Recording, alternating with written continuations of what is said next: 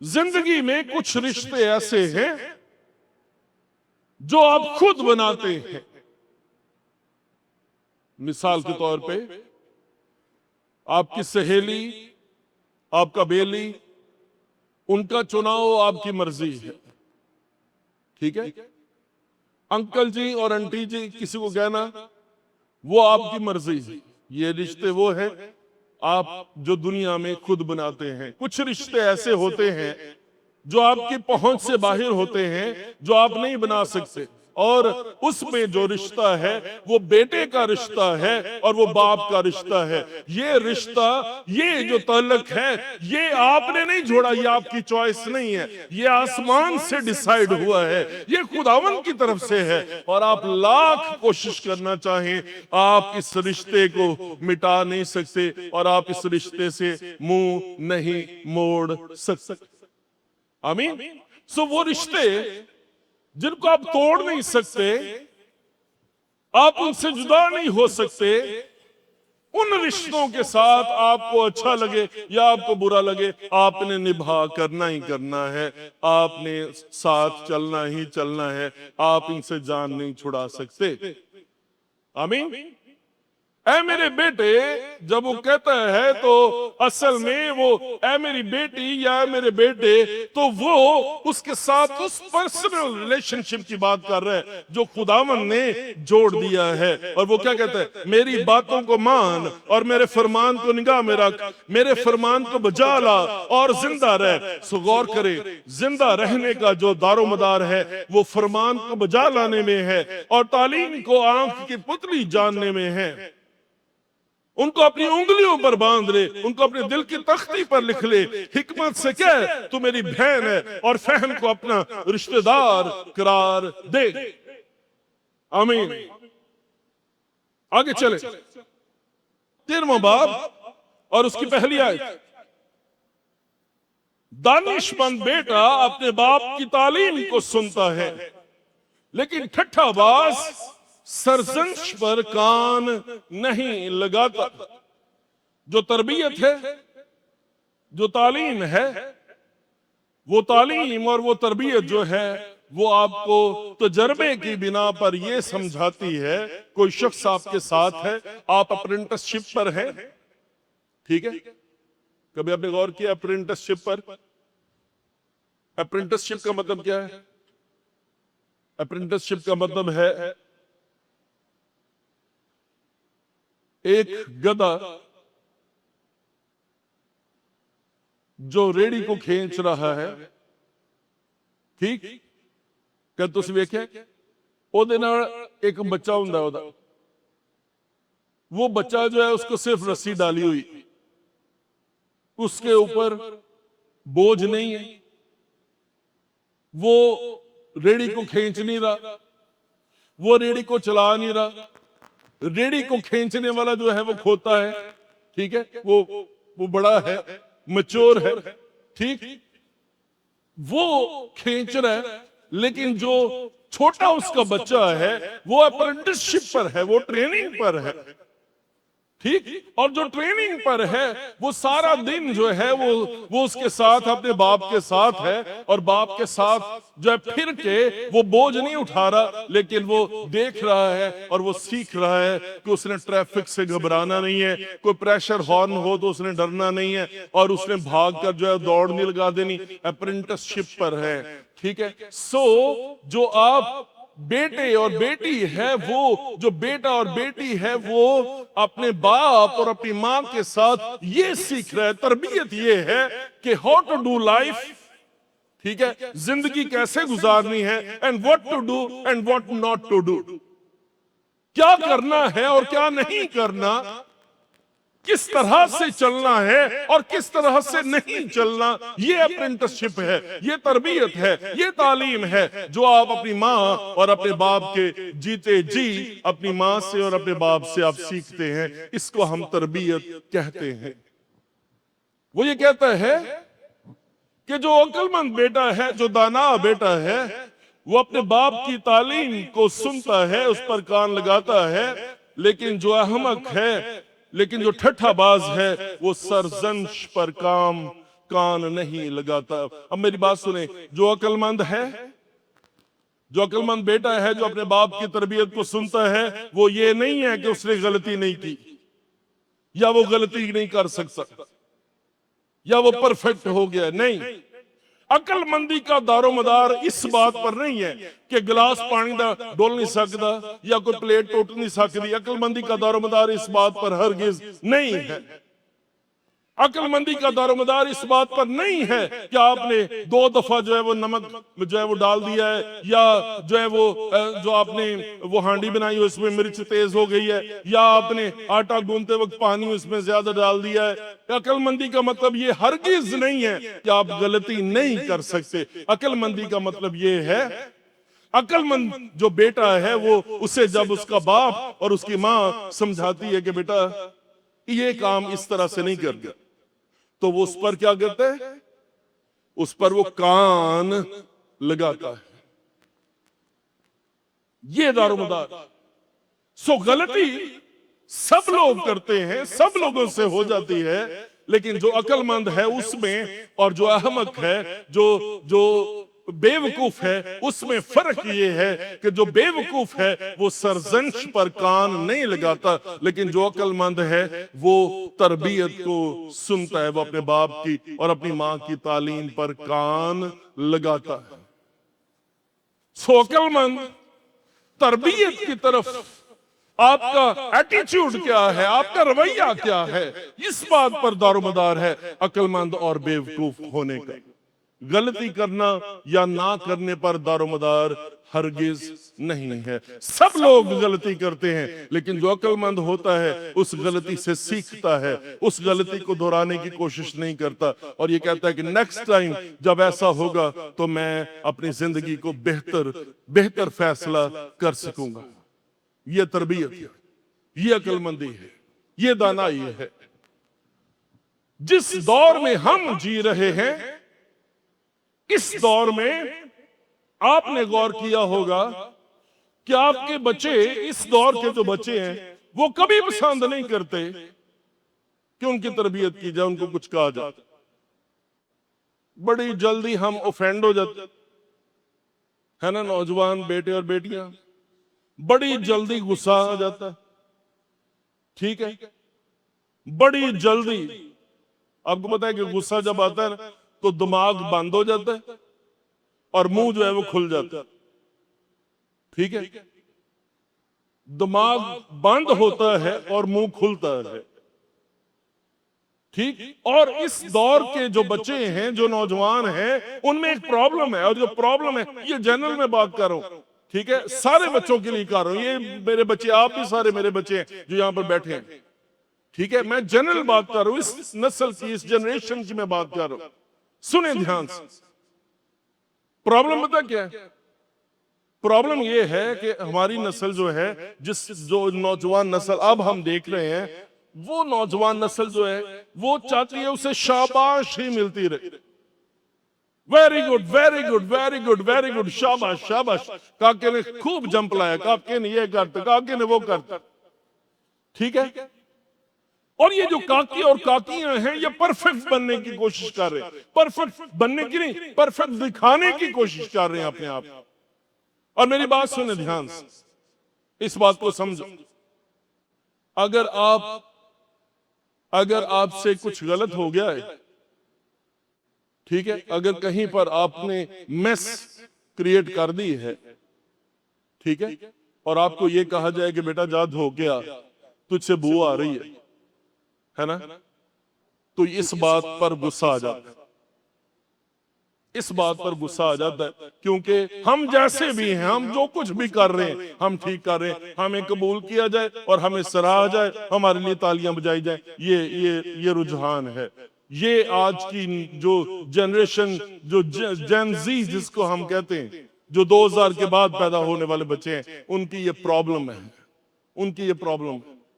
और मेरी बात सुने ध्यान से, ये जो मेरी वाली नस्ल, जो ये नस्ल आपके इर्द गिर्द घूम रही है, ये लोग हमेशा नहीं रहेंगे। सबसे ज्यादा तरक्की जिस जनरेशन ने देखी है वो लोग जिन्होंने टाइम को तब्दील होते हुए देखा है, और एक दौर से वो दूसरे दौर में दाखिल हुए। हमसे ज्यादा स्मार्ट हो सकता है आप लोग ना हो सकता है कि हमें मोबाइल के साथ छेड़खानी करनी नहीं आती, कोई बात नहीं, लेकिन जो अगर आप स्मार्टनेस को देखें और अगर आप ये देखें कि किसने हर दौर में जो है वो चैलेंजेस का मुकाबला करके यहां तक पहुंचा है और अपने आप को अडॉप्ट किया है, नई राहों को चुना है, नई राहों पर जो है वो चले हैं, अपने आप को उन्होंने चेंज किया है, तो वो मैं, हमारी बुजुर्ग जनरेशन है, आप लोग वो जनरेशन नहीं। ठीक है, और एक वक्त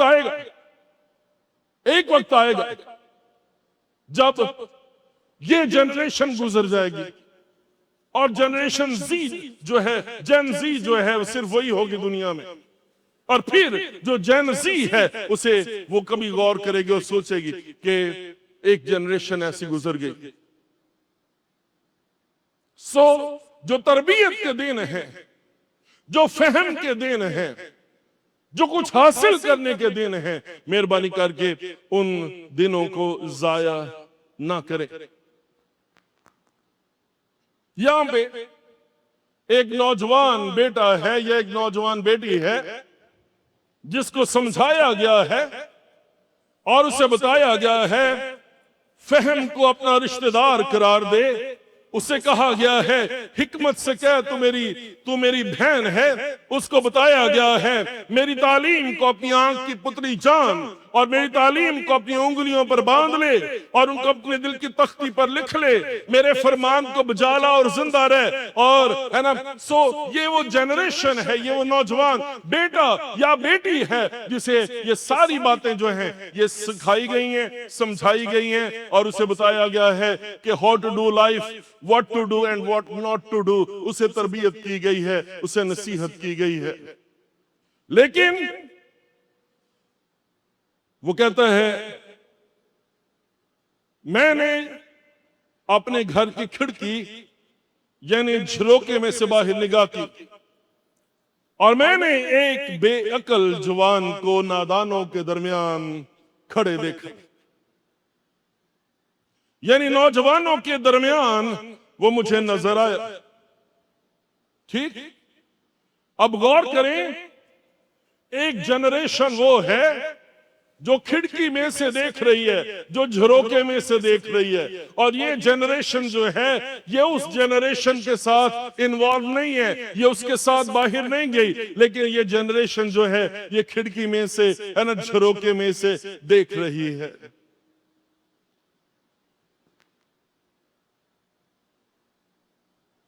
जब आपका बेटा या आपकी बेटी घर से बाहर हो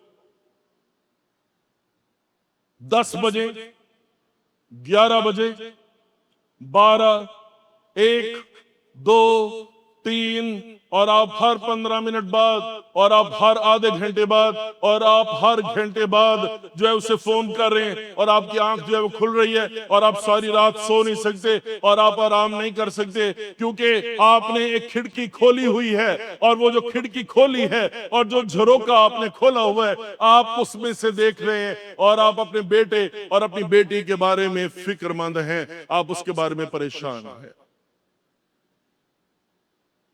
अजीब बात यह है कि जो झरोके में खड़ा है, जो खिड़की में से देख रहा है ना, यूं लगता है जैसे ये ऊपर वाली मंजिल में रहते हैं। जो झरोके में से देख रहा है ऊपर वाली मंजिल में से देख रहा है और वो ऊपर से देख रहा है। जो घर के अंदर है हो सकता है कि वो परेशान है और उसका दिल जो है वो अपने बेटे और अपनी बेटी की तरफ लगा हुआ है, उसकी निगाहें उस पर लगी हुई है। लेकिन जो बाहर है वो परेशान नहीं है ना, जो बाहर है वो परेशान नहीं, जो बाहर है वो साबित करना चाहता है कि मैं भी जवान हाँ, है ना, हुण मैं फैसला कर सकना, हुण मैं सोच समझ सकना, मुझे पता है कि ठीक है कि खराब है और मैं जिंदगी गुजारने का फन मुझे आ गया और मुझे बताने की और मुझे समझाने की बिल्कुल कोशिश ना की जाए। यहां पे नौजवान है बाइबल मुकद्दस ये फरमाती है, मैंने एक बेअकल जवान को नादानों के दरमियान खड़े देखा। इसका मतलब ये है, जैसा ये बेअकल है, वैसे ही नादान इसके दोस्त हैं। और a man is known by the company he keeps. और पौलुस रसूल इसके बारे में ये फरमाता है कि ख्याल करो कि बुरी सोहबत अच्छी आदतों को बिगाड़ देती।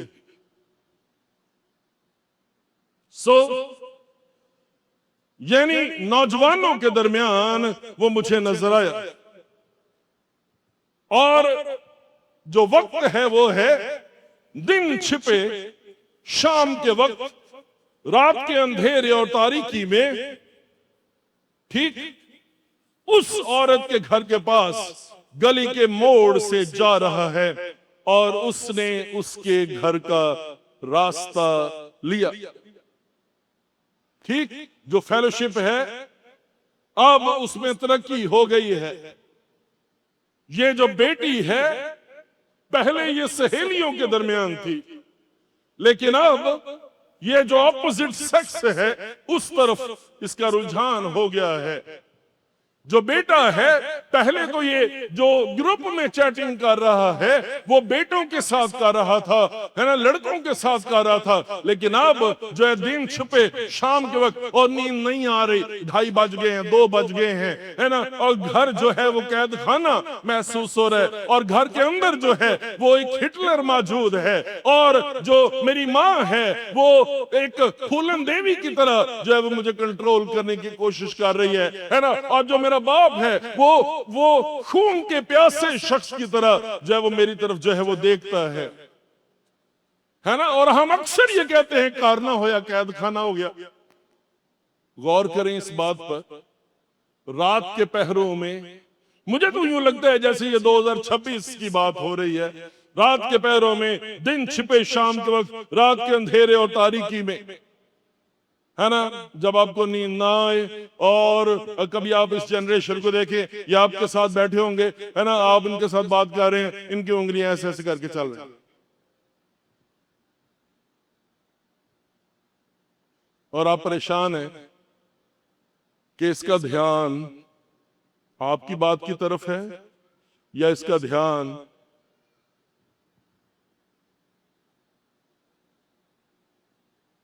है ना इधर। दिन छिपे शाम के वक्त, रात की तारीकी में, अंधेरे में। ये जो रात के मुसाफिर हैं, ये तन्हाई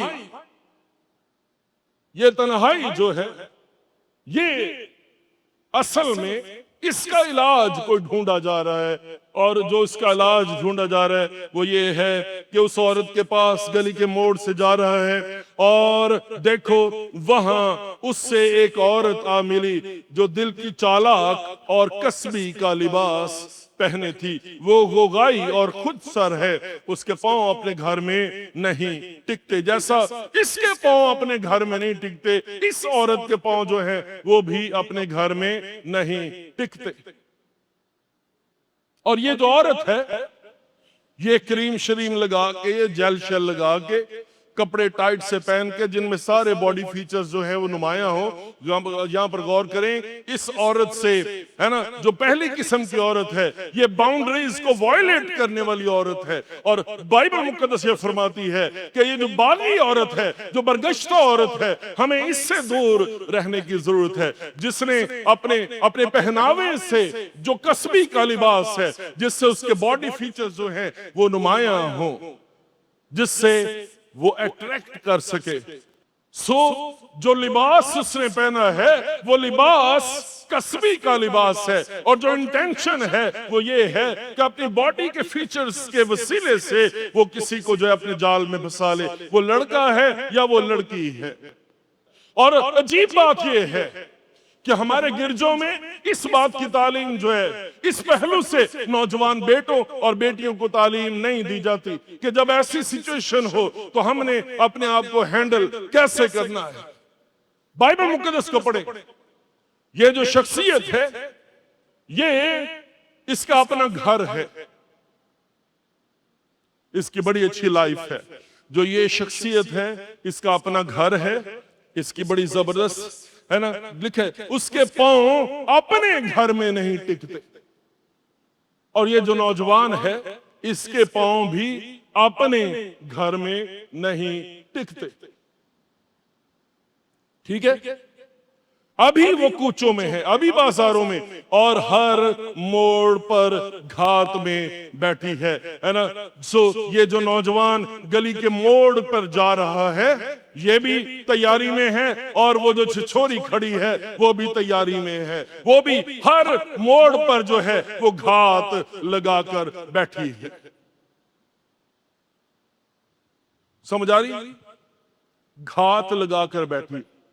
अब मुझे एक बात बताएं जरा, जो मोड़ पर जा रहा है वो भी तैयार है, और ये छिछोरी जो घात लगाकर बैठी है ना, जब आपको मिस कॉल आए और आपको ये कहा जाए ओहो मुझे नींद नहीं आ रही थी, हाउ आर यू, वो जो आपको मैसेज कर रही है, जो मैसेज कर रहा है वो छिछोरा है, वो छिछोरी है, और वो किसी और छिछोरे और किसी और छिछोरी का जो है इंतजार कर रहा है, जो उस जैसी हो, जो उस जैसा हो, जिसको नींद नहीं आ रही, वो उसको मैसेज कर रही है, वो उसको मैसेज कर रही है।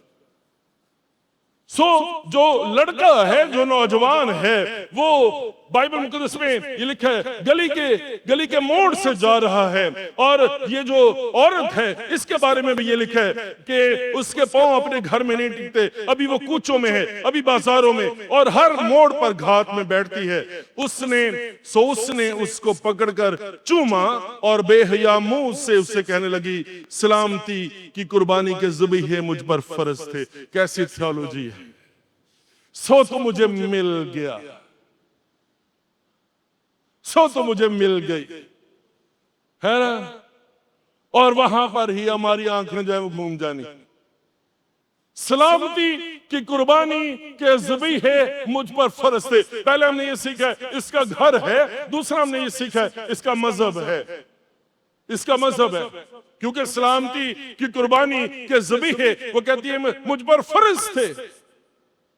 जो ये रूप है, जो ये धारण किया जा रहा है, जो दिल की कसबी है, ठीक है, और कसबी का लिबास जो है वो पहने हुए है, और जो इंतहाई छिछोरी है अपनी जात में, जो ऊपर से लिबादा उसका नजर आ रहा है, वो इंतहाई रूहानी लिबादा ओढ़कर वो बैठी है और वो खड़ी है या वो खड़ा है।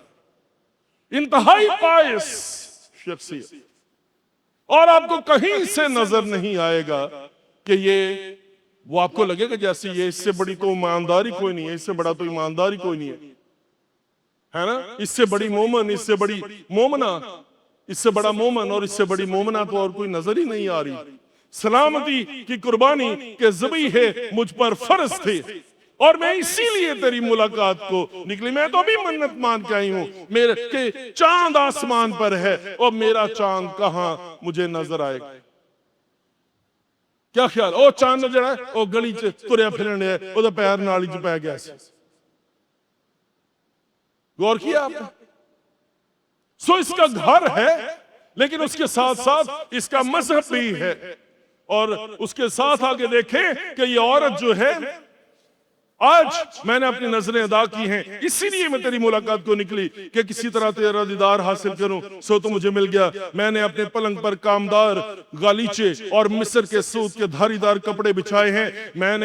मैंने अपने बिस्तर को मूर और ऊद और दारचीनी से मुअत्तर किया है। आ हम सुबह तक दिल भरकर इश्कबाजी करें और मोहब्बत की बातों से दिल बहलाएं, क्योंकि मेरा शौहर घर में नहीं, उसने दूर का सफर किया है, वो अपने साथ रुपए की थैली लेकर गया है, और पूरे चांद के वक्त घर आएगा।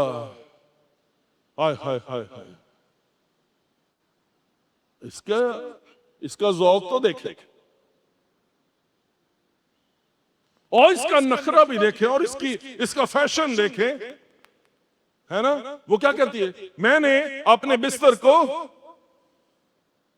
अपने पलंग पर कामदार गालीचे और मिस्र के सूत के धारीदार कपड़े बिछाए हैं। ठीक है, ये बेड जिस पर ये औरत बुला रही है, ये शादीशुदा औरत है और इसे किसी चीज की कमी नहीं है।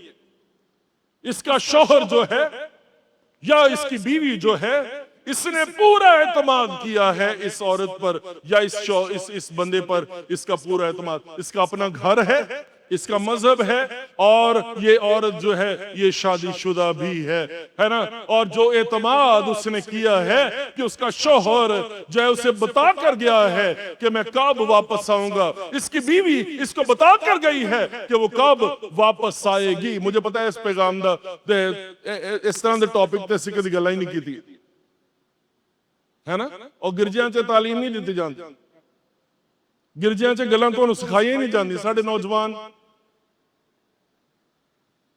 ये बेटियां और बेटे ये कतों नशे भजे फिरते हैं, पता ही कोई नहीं तालीम दा।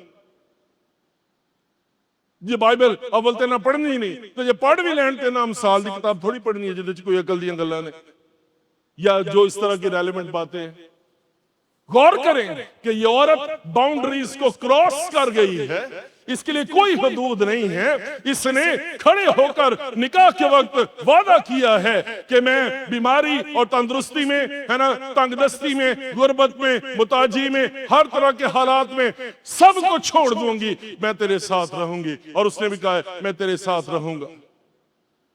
इसका मतलब यह है इसने और ना सिर्फ अपनी जवानी के शोहर को, है ना, अपनी जवानी की बीवी को इसने धोखा दिया है, बल्कि इसने खुदा को भी धोखा दिया है, जिसके रूबरू खड़े होकर इसने वादा किया था, वचन किया, ओथ लिया।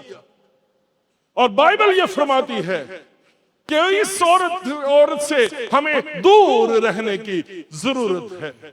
लेकिन प्रॉब्लम है, करें क्या हम? घर के अंदर दिल नहीं लगता।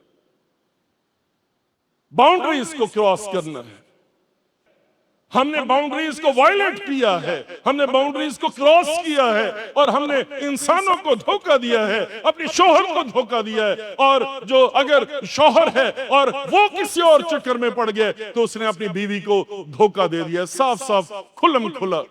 उन्हें क्या मैं नहीं रहना तेरे इख्तियार तो, हाँ पैसा तेरा चाहिए, घर तेरा चाहिए, पलंग तेरा होएगा, बेड तेरा होएगा, उत्ते कामदार गलीचे बिछे होण, उत्ते मैं ना मिस्र दे सूत धारीदार कपड़े जो पे होण, मुर और ऊद और परफ्यूम से सारा माहौल जो है वो भी मैंने तैयार करना है। बेड तेरा है लेकिन उस पर सोएगा कोई और, वफादारी तेरे साथ नहीं।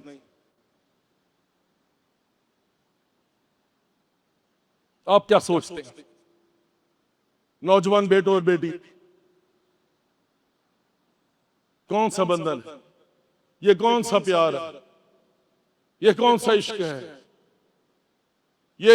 इश्क हमें किस तरफ लेकर जा रहा है? जो झरोके में से देख रहा है, जो खिड़की में से देख रहा है, वो अपनी लिमिट्स में है, वो अपनी बाउंड्रीज में। कभी आपने सोची है ये बात? आखिरी बात करके मैं इस पैगाम को खत्म करना चाहता हूं। कभी आप ये सोचिए ये बात, वो क्यों खिड़की में से देख रहा है? वो क्यों गली में नहीं गया? वो क्यों, उसकी मां जो है वो क्यों गली में नहीं गई उसे ढूंढने के लिए? हर मोड़ पर, हर नुक्कड़ पर, नादानों के दरमियान में वो क्यों दरवाजे नहीं खटखटाता फिर रहा? क्यों दरवाजे नहीं खटखटाती फिर रही? कभी आपने सोची है ये बात? वो क्यों नहीं कह रहा कि यहाँ पे मेरा बेटा तो नहीं आया, यहाँ पे मेरी बेटी तो नहीं आई, मैं उसे ढूंढने के लिए आई हूँ? वो क्यों खिड़की में से खोल के देख रहा है? वो झरोके में से क्यों देख रही है? क्यों? उसका ध्यान अपने बेटे पर है, अपनी बेटी पर है, लेकिन पीछे नहीं गई वो। सुने,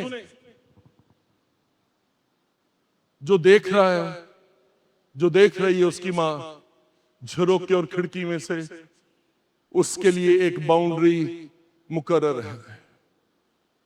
है ना। खरूज की किताब और उसके 12वें बाब में यह बात लिखी है कि जो बर्रे का खून है वो लेकर दरवाजे के ऊपर वाली चौखट पर और उसके दोनों बाजुओं पर लगा देना, है ना। और 12वें बाब में ये बात लिखी है कि तूने जो कोई घर के अंदर होगा, तूने बाहर नहीं निकलना, तूने बाहर नहीं। फर्ज करे यहाँ पे खून है, ये दरवाजा है, तो मैंने इस लहू के पीछे रहना है, मैंने इस लहू से आगे नहीं निकलना, मैंने यहाँ पे नहीं जाना। अब लहू पीछे है और मैं आगे हूं। समझ आ रही है?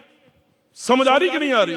जो बाउंड्री है वो ये है कि खून आगे होना चाहिए, और जो खून आगे है वो हलाक करने वाले को रोक लेगा, वो हलाक करने वाले को घर के अंदर दाखिल नहीं होने देगा। और कलाम ये फरमाता है कि जो अपने घर को छोड़ दे और वो गली में पाया जाए, उसका खून उसी के सर पर होगा। जो खिड़की में खड़े होकर देख रही है, गौर करें, या जो खिड़की में झरोके में से खड़ा होकर देख रहा है, वो खून के पीछे है, वो बाउंड्रीज में है, और वो उन बाउंड्रीज को वायलेट नहीं करना चाहता, वो उस बाउंड्री को वायलेट नहीं करना चाहती। आमीन।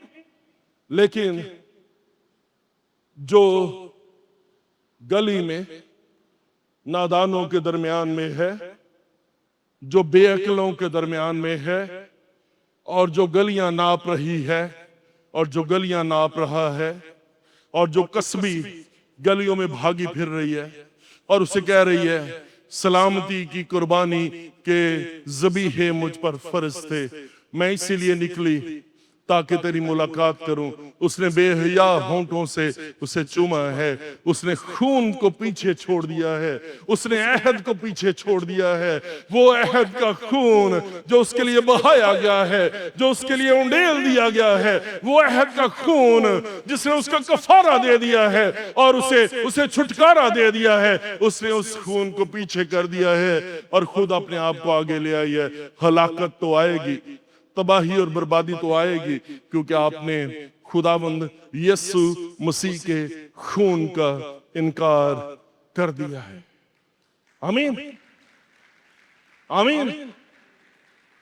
गौर करें इस बात पर, इससे पहले कि ये अपने शौहर से बेवफाई करे, इसने खुदा के साथ बेवफाई कर दी है। आमीन। इसने खुदा के साथ बेवफाई कर दी है, और जो खुदा के साथ बेवफा है वो इंसानों के साथ कभी भी वफादार नहीं हो सकता। आमीन। बाइबल मुकद्दस में ऐसी औरत से दूर रहने के बारे में हमें बताया गया। उसका घर है, उसका मजहब है, उसका ईमान है। आमीन। उसका ईमान है, उसका मजहब है, उसका घर है, पलंग है उसका शौहर है ना, और उसके शौहर को उसके दिल पर एतमाद है। गौर करें, और वो पूरे चांद को वापस आएगा। गौर करें इस बात पर, वो बता के गया है कि मुझे थोड़ा सा टाइम लग जाएगा, और वो रुपए की थैली अपने साथ है ना, एहो जी मुखबर औरतां हुंदियां ने जड़ियां डाकू नूं आप ही फोन कर दिंदियां ने, इन्ने रुपये लेके आ रहे जे, राज फड़ लो इन,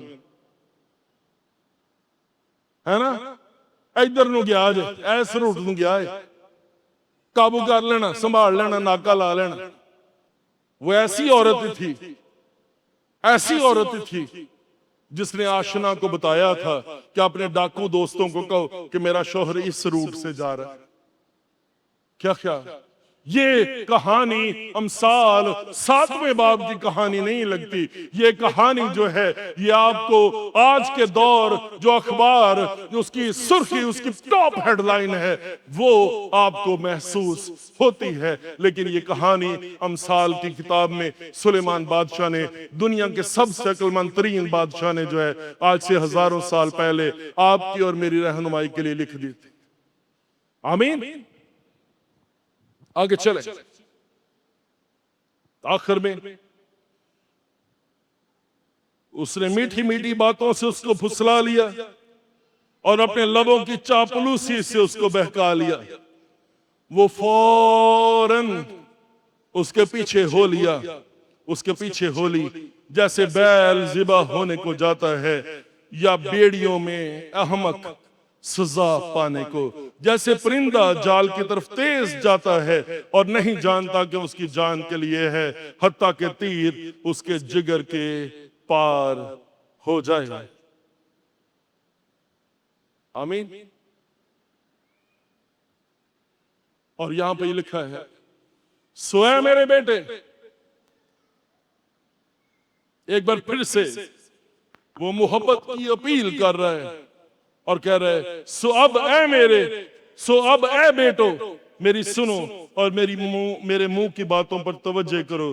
तेरा दिल उसकी राहों की तरफ माइल ना हो तो उसके रास्तों में गुमराह ना हो जाना, क्योंकि उसने बहुतों को जख्मी करके गिरा दिया है, बल्कि उसके मकतूल बेशुमार हैं। उसका घर पाताल का रास्ता है और मौत की कोठड़ियों को जाता है। जिंदगी का रास्ता नहीं है, मौत की कोठड़ियों का रास्ता है।